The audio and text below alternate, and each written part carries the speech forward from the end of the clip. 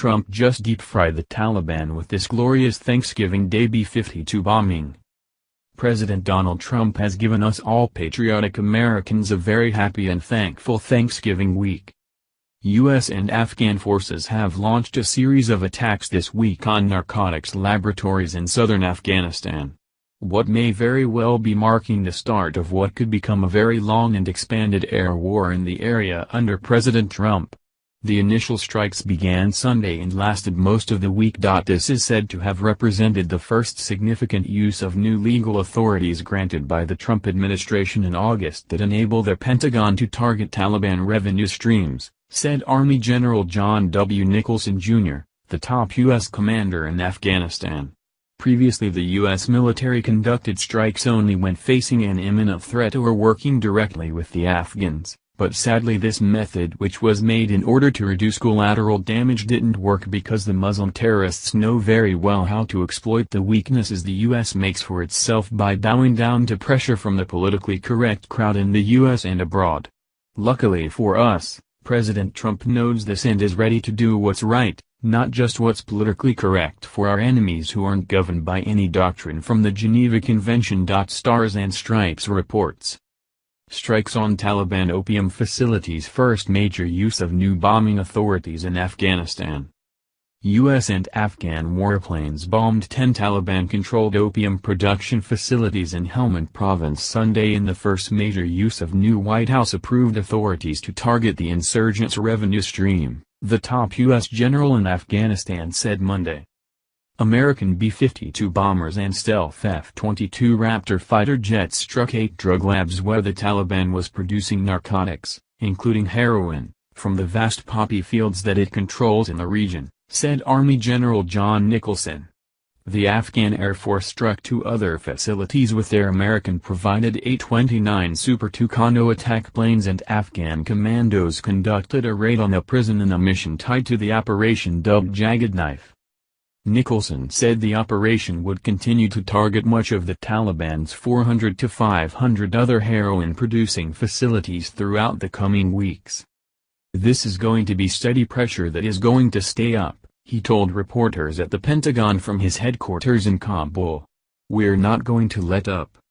The strikes were conducted under new rules granted in August as part of President Donald Trump's reworked strategy for South Asia, including Afghanistan, Pakistan, and India. The strategy includes boosting American forces in Afghanistan by some 3,000 troops to the roughly 14,000 there now. The new authorities also allow the United States to target the Taliban directly with airstrikes. In recent years, American warplanes could only strike the Taliban if it was in support of an Afghan security forces operation or to protect U.S. or NATO troops. Among the tools that Trump provided Nicholson was the ability to launch strikes such as those attacks Sunday designed to cripple the Taliban's narcotics network, which accounts for the bulk of its funds, the general said.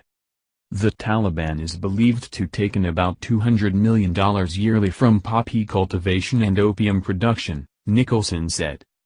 The insurgents have used the funding to achieve battlefield gains. They are now said to control more territory than at any other time since a U.S.-led invasion ousted the Taliban from power in 2001. Washington has provided $8.6 billion for counter-narcotic efforts in Afghanistan since 2002, according to the Special Inspector General for Afghanistan Reconstruction, or SIGAR. Still, the area used for poppy cultivation in the country has continued to grow. This year, opium production in Afghanistan reached a record high, a report released last week by the Afghan government and the UN said. The report said production jumped from about 5,300 tons last year to 9,900 tons so far in 2017. It is high time for the international community and Afghanistan to reprioritize drug control, said Yuri Fedotov, executive director of the UN Office on Drugs and Crime. Nicholson said the counter-narcotics operations were part of the U.S.-backed Afghanistan Security Forces' plans to continue offensive operations against the Taliban throughout the winter, a time of year when fighting has traditionally lulled in the country. The strategy seeks to push the Taliban toward reconciliation talks within 2 years. Nicholson said the Afghans aim to control about 80% of Afghanistan's nearly 36 million people by 2019.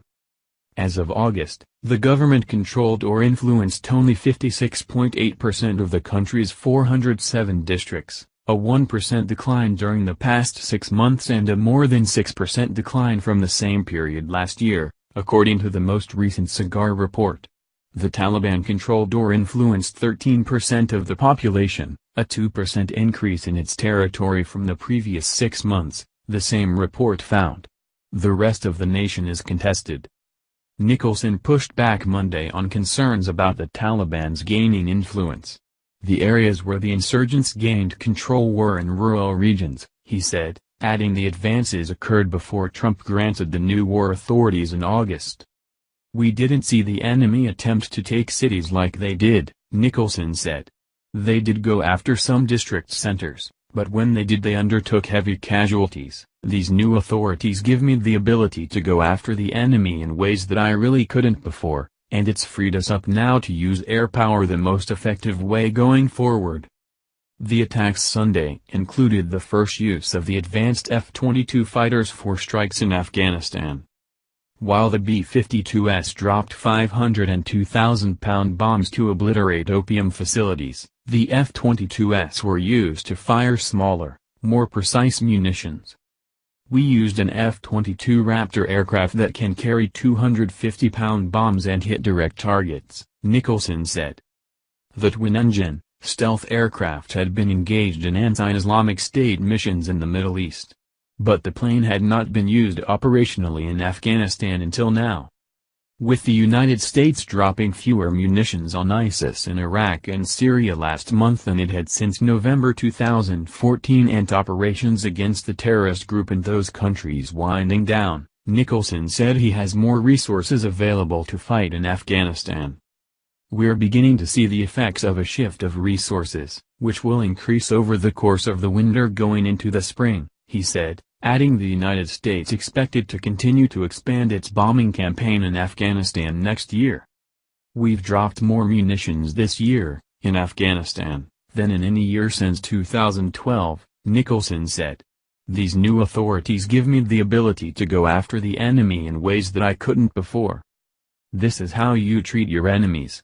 Back in the Bush 43 and Obama days, soldiers were only allowed to fire if fired upon, which needless to say put our troops in added danger. If a terrorist would shoot at them and he would throw his weapon under a car, they were no longer allowed to shoot at him. Now, thanks to our new president, we can shoot first and ask questions later. That's the way it should have been since September 11, 2001. Something tells me this new ramped-up war will last a very short time and we will be the victors, after 16 long years of tying our right arms when we have the upper hand.